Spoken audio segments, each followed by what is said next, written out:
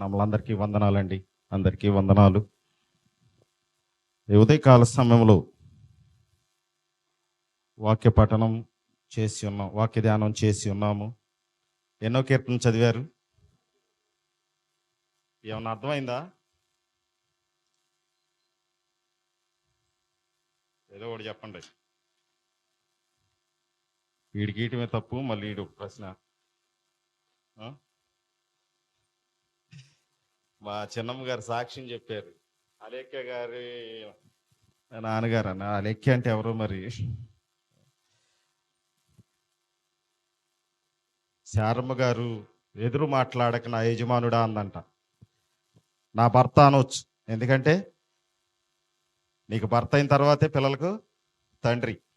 నా భార్య అనవచ్చు, నాకు భార్య అయిన తర్వాతే నా బిడ్డలకు తల్లి. దేవుని నామానికి మహిమ కలుగును గాక. ఏమనుకో మాకండి, అంటే స్పష్టంగా ఉండాలన్నమాట మన సాక్ష్యం కూడా.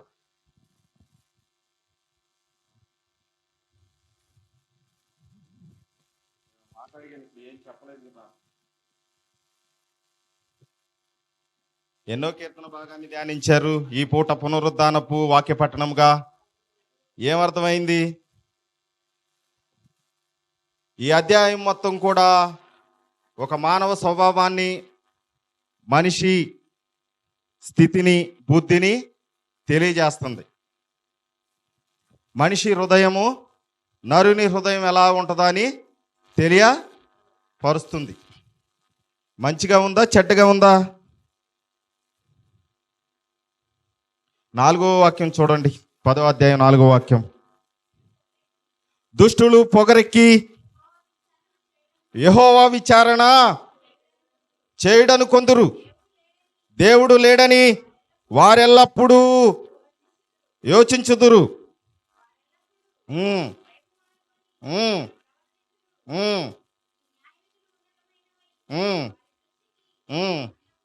వారి దృష్టికి ఎందుకని? దేవుడు లేడని వారెల్లప్పుడూ యోచిస్తారంట. దుష్టులు పొగరెక్కి యెహోవా విచారణ చేయడని, తీర్పు తీర్చడని అనుకుందురంట. యెషయా గారు బయలుదేరి వెళ్తూ ఉండగా మార్గ మధ్యలో వాక్యము వచ్చింది ఆయన దగ్గరికి. నువ్వు వెళ్ళి హిజ్కియా యొద్దకు వెళ్ళి వాక్యము సెలవి, నువ్వు మరణమవుచున్నావు గనక నువ్వు చక్కబెట్టుకోవాల్సింది ఉంది, చక్కబెట్టుకో అన్నాడు. ఈయన వెళ్ళిపోయి రాజు దగ్గరికి వెళ్ళి, హిజ్కియా రాజు దగ్గరికి వెళ్ళి, అయా నీకు మరణకరమైన స్థితి వచ్చేసి ఇక నువ్వు చనిపోతావు, నీళ్లు చక్కబెట్టుకో అంటే, వీడెవడరా నాకు చెప్తాకి, నేను రాజును కదా, సైనికుల్ని బంట్రోతుల్ని పిలిపించేసి వాడిని పట్టుకోండిరా, చీకటి గుహలో వేయండి, లేకపోతే మరణదండన చిరస్థానం చేయండి, ఉరివీయండి, ఏదో రకంగా మరణశిక్ష అమలు చేసేవాడు. ఎందుకని? చెప్పింది ఎవరికి? యెషయా గారు రాజైనా హిజ్కియాకి చెప్పాడు, నీకు మరణకరమైన రోగం వచ్చింది, నువ్వు చచ్చిపోతావు, దేవుడు సెలవిచ్చాడు, నీళ్ళు చక్కబెట్టుకోండి. రాజుకు చెప్పే అంత టోళం మనం. చంద్రబాబు నాయుడు గారు నీ పరిపాలన బాగాలేదయ్యా, నువ్వు అమరావతి చూసుకుంటున్నావు, ప్రజలను పట్టుకోవట్లేదంటే ఊరుకుంటాడా?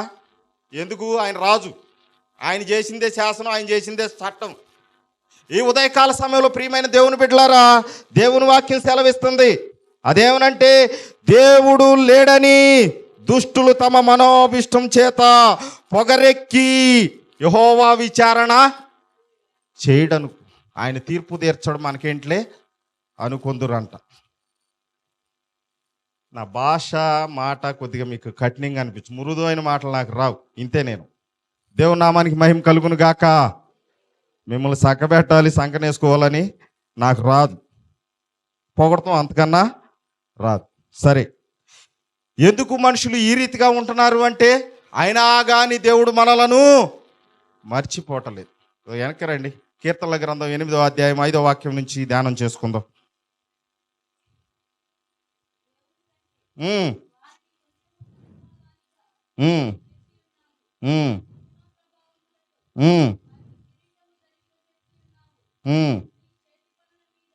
పైకి రమ్మా, కొద్ది పైకి నుంచి చదువు. నీవు మనుషుని జ్ఞాపకం చేసుకొనుటకు వాడే పాటివాడు? నీవు నరపుత్రుని దర్శించుకుంటకు వాడే పాటివాడు? దేవుని కంటే మహిమా ప్రభావములతో వానికి కిరీటము ధరింపజేసి ఉన్నావు. నీ చేతి పనుల మీద వానికి అధికారము ఇచ్చి ఉన్నావు. చాలు. దేవుని నామానికి మహిమ కలుగును గాక. ఈ ఉదయకాల సమయంలో నరుని స్వభావము, మనస్తత్వము, బుద్ధి క్రూరంగా ఉన్న జంతువు కంటే ఘోరంగా ఉన్న తన హృదయమును కానీ దేవుడు జ్ఞాపకం చేసుకుంటున్నాడంట. మనిషిని జ్ఞాపకం చేసుకున్నటకు వాడు నరపుత్రుని దర్శించుటకు.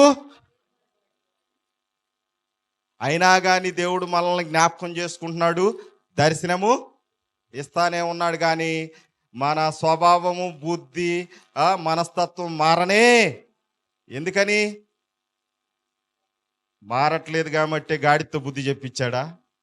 మారట్లేదు కాబట్టి కోడితో బుద్ధి చెప్పించాడా? అయినను నీ చేతి పనులన్నిటి మీద వానికి అధికారము నీవు ఇలా ఉండగాని చేతి పనులన్నిటి మీద అధికారము ఇచ్చాడంట. ఎలా ఇచ్చాడు? ఎప్పుడు ఇచ్చాడు? దేవుని నామానికి మహిమ కలుగును గాక. రండి, ఆది కాండము 2వ అధ్యాయం 19వ వాక్యం ఒకసారి చూడండి. ఎక్కడ ఆగి వివరించడానికి లేదు, ముందుకెళ్ళిపోతున్నాం అంతే. వెనక దైవజనులు ఉన్నారు కనుక.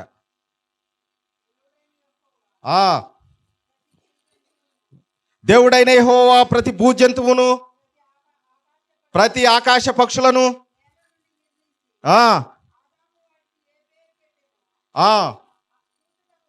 ఆదాము యొద్దకు వాటిని తీసుకొని వచ్చి, ఆదాము వాటికి ఏ పేరు పెట్టునో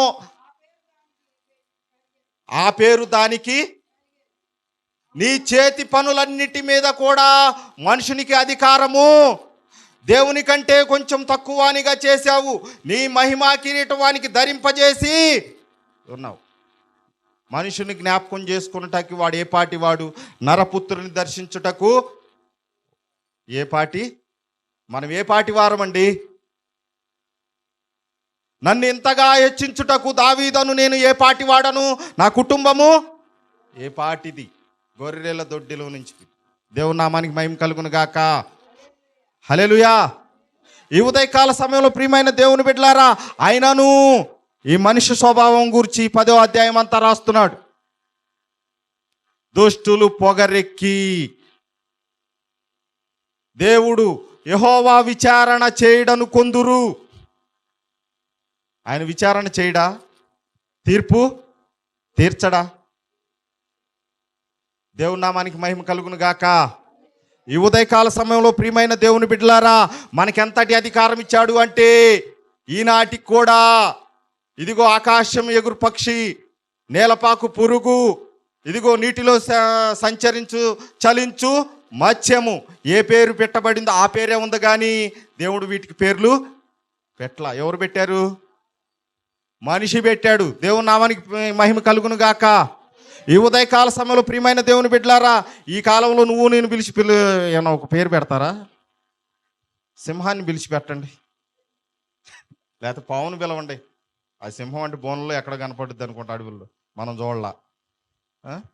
పాములు కనపడతానే ఉంటాయిగా. దానికి పేరు పెట్టే సంగతి ఏమో కానీ దాన్ని చూడంగానే కొద్దిగా పడగిప్పిట్ట.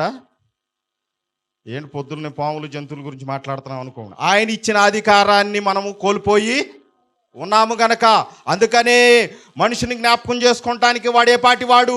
నరపుత్రుని దర్శించుటకు వాడు ఏ పాటి వాడు? ఉదయకాల సమయంలో ప్రియమైన దేవుని బిడ్డలారా, అట్టి అధికారాన్ని పోగొట్టుకొని ఉన్నాం మనం.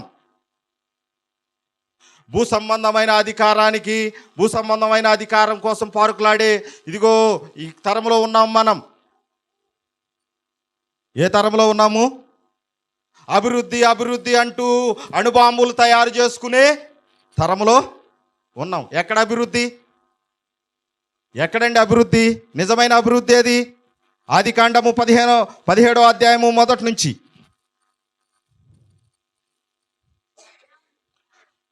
చదవమ్మా. ఎప్పుడు? 1 + 100 సంవత్సరాలు అయినప్పుడు యెహోవా అతన్ని దర్శించి, నేను సర్వశక్తి గల దేవుడను, నా సన్నిధిలో నడుచుచు నిందారహితుడివై ఉండుము. నాకును నీకును మధ్య నా నిబంధన నియమించి ఎట్లా అభివృద్ధి పొందిస్తాడంట? ఎప్పుడు? ఆయన అధికారానికి లోబడి ఆయన సన్నిధిలో నిందారహితుడుగా ఆయన మార్గములో నడిచినప్పుడు నిన్ను అత్యధికముగా అభివృద్ధి. అది అభివృద్ధి అంటే అణుబాంబులు తయారు చేసుకొని, మిసైల్ తయారు చేసుకొని, ఇది అభివృద్ధి కాదు. ఉదయకాల సమయంలో ప్రియమైన దేవుని బిడ్డలారా, నువ్వు ఇంత అభివృద్ధి చేసి ఒక అణుబాంబు దాని మీద పడితే కొన్ని వేల సంవత్సరాలు అక్కడ పంటలు పండకుండా పోతున్నాయి. సుఖమేముంది? అభివృద్ధి అంతా ఏమైపోయింది? ఆవిరైపోయింది. దేవుని నామానికి మహిమ కలుగును గాక. నువ్వు తినటానికి ఆహారం కూడా లేని స్థితిలో ఇప్పుడు ఏదో చెబుతున్నారు వ్యవసాయదారులు, మాకు మెసేజ్లు వస్తున్నాయి ఫోన్లు. ఎల్ నేను అనా? అదేనా ఎల్ నేను అంట. అంటే వర్షాలు లేవు, పడితే అక్కడక్కడ పడతాయి. మొబ్బు ఎక్కడుంటే అక్కడ వర్షం పడుద్ది, మిగతా చోట్ల లేదు. మేఘాలు కూడా ఆవిరైపోతున్నాయి అంట. సముద్రం వేడెక్కుందంట. భూమండలం బొగ్గున మండిపోతుందంట. ఇది మేం చెబుతున్న మాటలు కాదు, శాస్త్రవేత్తలు చెబుతున్నారు. ఈ శాస్త్రవేత్తలకి జ్ఞానం ఎక్కడ అందిందయ్యా అంటే పరిశుద్ధ గ్రంథంలో నుంచే వెతుక్కుంటున్నారు. వాళ్ళు కూడా దేవుడు చెప్పిన ప్రతి మాట కూడా నెరవేరవలసి ఉన్నది. దేవుని నామానికి మహిమ కలుగును గాక. హల్లెలూయా. తినటానికి తిండి ఉండదు, తాగటానికి నీరు. అంటే దీని అర్థం ఏంటి? మనిషి కరువుతో. ఎందుకని ఇది? మత్తయి సువార్త 24వ అధ్యాయము రండి, ముందుకెళ్ళిపోదాం.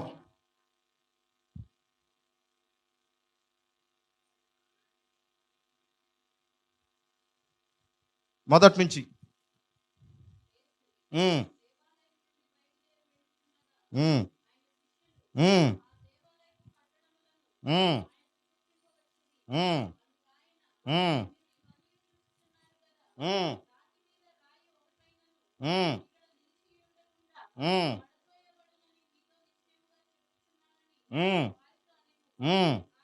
ఆయన కూర్చుని ఉన్నప్పుడు శిష్యులు ఆయన యొద్దకు ఏకాంతంగా వచ్చి, ఒంటరిగా ఉన్నప్పుడు వచ్చి, ఇవి ఎప్పుడు జరుగునని, నీ రాకడకును ఈ యుగ సమాప్తికి సూచన లేవని మాతో చెప్పుమనగా, యేసు వారితో ఇట్లా. నేను ఇప్పుడు చెబుతున్నాడు, ఎందుకు ఈ ఎల్ నీనో వస్తుంది? ఎందుకు రాజ్యం మీదకి రాజ్యం బాంబులు వేసుకుంటున్నారు? ఎందుకు జనం మీదకి జనము లేస్తున్నారు? ఈ అధ్యాయం మొత్తం ఇంటికి వెళ్ళినాక మీరు చదువుకోండి, తీరిక కూర్చొని, ఓపిక ఉంటే. లేకపోతే వదిలేసేయండి, ఎందుకంటే మనకు ఓపిక లేదు. దేవుని నామానికి మహిమ కలుగును గాక. ఎందుకంటే ఈడికిచ్చాడు, ఈడి మాటలు వినాలని కాసేపు కూర్చునే ఓపికే లేనప్పుడు మీరు అధ్యాయం అంతా ఏడ చదువుతాడు? చదవమ్మా. ప్రభు అయిన యేసుక్రీస్తు వారు ఎప్పుడు జరుగునని శిష్యులు అడిగితే వివరిస్తున్నాడు. చదువు. యేసు వారితో ఇట్లా, నేను ఎవడును మిమ్ము మోసపరచకుండా చూచుకొనుడి. అనేకులు నా పేరిట వచ్చి నేనే క్రీస్తునని చెప్పి మరియు మీరు యుద్ధములను గూర్చియు యుద్ధ సమాచారమును గూర్చియు వినబోదురు. కలవరపడకుండా చూచుకొనుడి. అంతము వెంటనే రాదు. జనము మీదికి జనము, రాజ్యం మీదికి రాజ్యము లేచును. అక్కడక్కడ కరువులను, భూకంపములను, ఎల్నిను. దాని అర్థం కూడా నాకు పూర్తిగా ఏదో వాళ్ళు మెసేజ్లు పెడుతున్నారు, మేము వింటున్నాం. అంటే ఈ సంవత్సరం వర్షాలు పడవంట, జాగ్రత్తగా ఉండండి, 40 ఎకరాలు చేసేవాళ్ళు 4 ఎకరాలు చేయండి అంటున్నారు, నీరు అందదని. ఎందుకురా బాబు అంటే, నేను వ్యవసాయం చేస్తున్నాను కాబట్టి కొద్దిగా ఆ భాషలోకి వెళ్తున్నా. దేవుని నామానికి మహిమ కలుగును గాక. 40 ఎకరాలు చేసే రైతు ఎన్ని ఎకరాలు చేయాలంట? 40 ఎకరాలకి ఎన్ని పడుద్ది? 40 × 40 400 బస్తాలు. 4 ఎకరాలు చేస్తే 4 నాళ్ళు 16, 160 బస్తాలు. దేవుని నామానికి మహిమ కలుగును గాక. ఎంత పంట తగ్గిపోతుంది? ప్రజలు ఎలా బతుకుతారు? ఈ ఉదయకాల సమయంలో ప్రియమైన దేవుని బిడ్డలారా, రాజ్యం మీదకి రాజ్యం. ఉట్టి పుణ్యానికి ట్రంప్ వెళ్ళి ఇరాన్ను కొట్టాడు. కారణం తెలియట్లా ట్రంప్ కూడా. ఇప్పుడు 3 సంవత్సరాలు అయింది రష్యా ఉక్రెయిన్ కొట్టుకుంటా. అదేమనంటే ఆయిల్ అక్కడి నుంచే రావాలి కనుక ధరలు పెంచేసాం మేము అంటున్నారు వీళ్ళు. దేవుని నామానికి మహిమ కలుగును గాక. ఇవన్నీ జరగవలసినవి ఉన్నాయి కానీ అంతము అప్పుడే రాదు.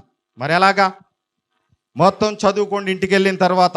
ఈ ఉదయకాల సమయంలో ప్రియమైన దేవుని బిడ్డలారా, మనుషుని జ్ఞాపకం చేసుకున్నటకు వాడేపాటి వాడు, నరపుత్రుని దర్శించుటకు వాడు దేవుని కంటే వాడిని కొంచెం తక్కువ వాడిగా చేసి ఉన్నావు. నీ చేతి పనులన్నిటి మీద వానికి అధికారము ఇచ్చి ఉంటే అభివృద్ధిని పాడు చేసుకుంటున్నాడు.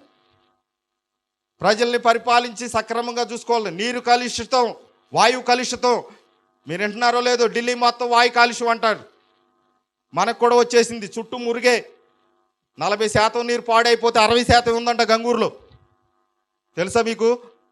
ఇంకా రానున్న కాలంలో తాగటానికి కూడా నీరు లేదు.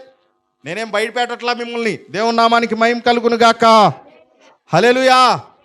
ఈ ఉదయకాల సమయంలో ప్రియమైన దేవుని బిడ్డలారా, దేవుని మాట ఖచ్చితంగా వినాలి. దేవుని మాటకు లోబడాలి.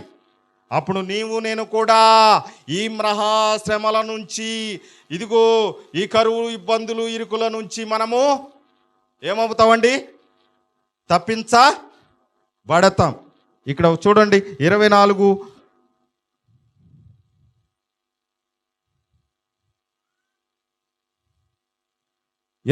చూడండి. మత్తయి సువార్త.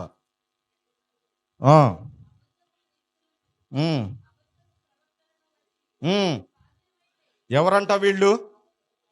అబద్ధపు. మనం ఆరాధించుతుంది ఎవరిని? ఈ పునరుద్ధానమందు మన కొరకు ప్రాణం పెట్టిన, మన కొరకు కలవరిగిరిలో సిలువ మీద ప్రాణం పెట్టి రక్తం కార్చిన యేసయ్యని. మరి ఈ క్రీస్తు ఎవరు? అబద్ధపు క్రీస్తు అంటే ఎట్ట గుర్తుపడతారు మీరు? గుర్తుపడతారా? అబద్ధపు ప్రవక్త కూడా వస్తాడంట. ఎట్ట గుర్తుపడతారు? నా గొర్రెలు నా స్వరము. ఎవరు దేవుని ఆత్మో ఎవరు దురాత్మో గ్రహించుటకు దేవుడు మీకు శక్తి కలుగజేయును గాక. ఈ ఉదయకాల సమయం మందు ప్రియమైన దేవుని బిడ్డలారా, చదువమ్మా. అబద్ధపు క్రీస్తులను అబద్ధపు ప్రవక్తలు వచ్చి సాధ్యమైతే ఏర్పరచబడిన వారిని సైతము మోర్చపరచుటకై గొప్ప సూచక క్రియలను మహత్కార్యములను కనపరిచెదరు. దేవుని నామానికి మహిమ కలుగును గాక. యేసు ప్రభువు వారి కంటే ఎక్కువగా చేస్తారంట. ఏంటయ్యి? సూచక. మీరు చూడవలసింది ఆ సూచక క్రియలు మహత్కార్యములు కాదు.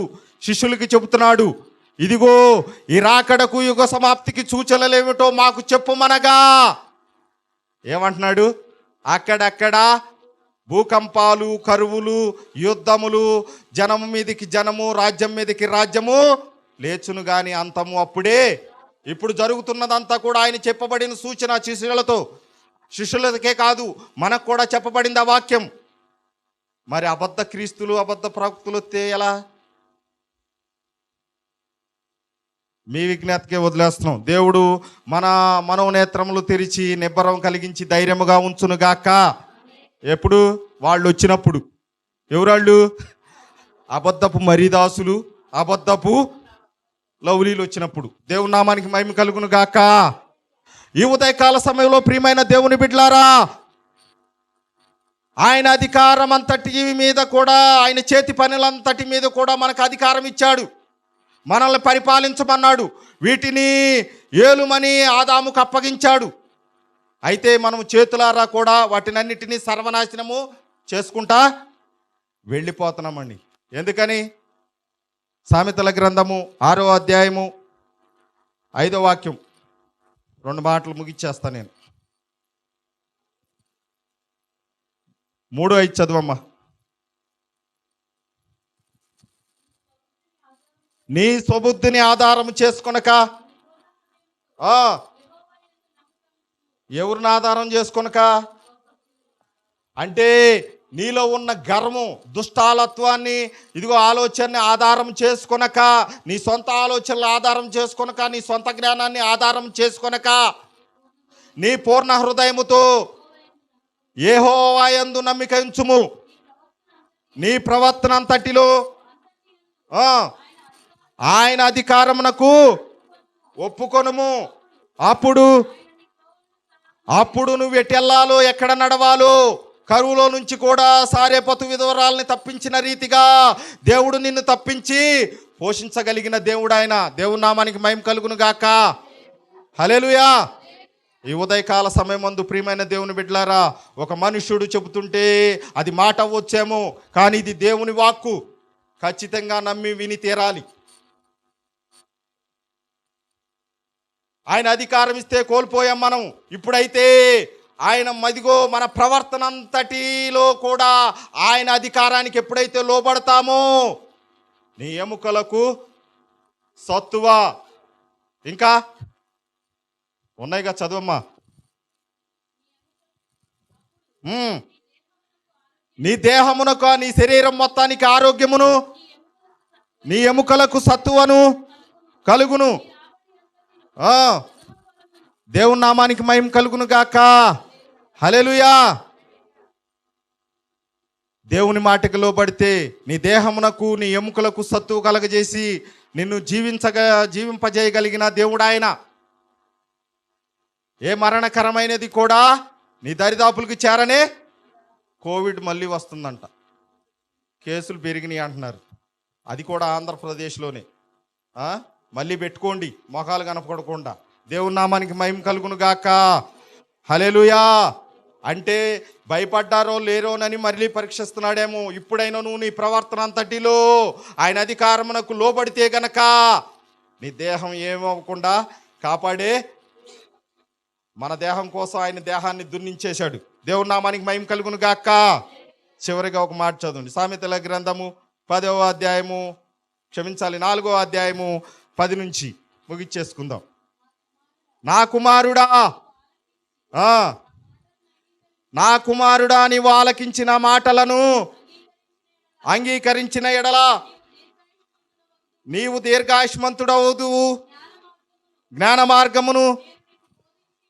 మార్గమును నీకు బోధించుతును.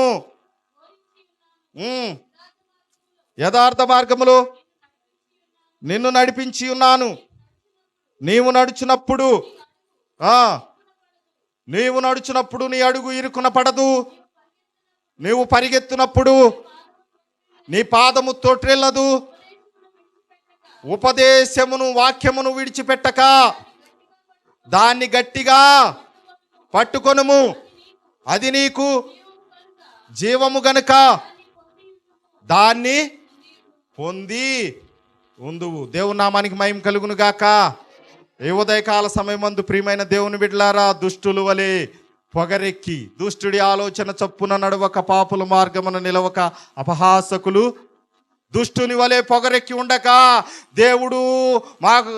దేవుడు మాకు విచారణ చేయుడని నువ్వు తలంచక, ఆయన మాకు తీర్పు తీర్చడని తలంచక దేవుని మాటకు లోబడి ఉంటే ఇదిగో జీవపు మార్గములో నడిపించే దేవుడై ఉన్నాడు. ఈ కొద్ది మాటలు దేవుడు మన వినికిల్లో దీవించి ఆశీర్వదించును గాక. సమీచనయ్య గారికి నిండు వందనాలు.